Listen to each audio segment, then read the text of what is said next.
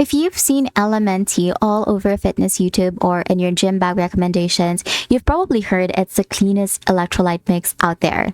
I tried it for a few weeks during workouts and wow, I have thoughts. LMNT's formula is simple: 1000 milligrams of sodium, 200 milligrams of potassium, 60 milligrams of magnesium, and zero sugar. It's built for hydration during intense training or fasting, basically replacing electrolytes lost during sweat without any junk additives. Now, the claim is that it boosts energy, prevents cramps, and supports hydration better than any sports drinks. And yes, it really helps with stamina during long workouts. I noticed less fatigue mid-session and faster recovery after runs.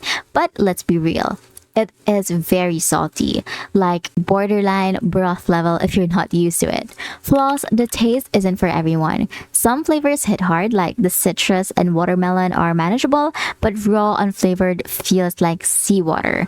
It's also pricey for what's essentially salt, magnesium, and potassium packets. Still, if you're in keto, fasting, or sweating buckets daily, LMNT actually delivers. For casual drinkers, maybe skip it. For athletes, it's a hydration game changer. And that is my review of the LMNT Electrolyte Drink Mix.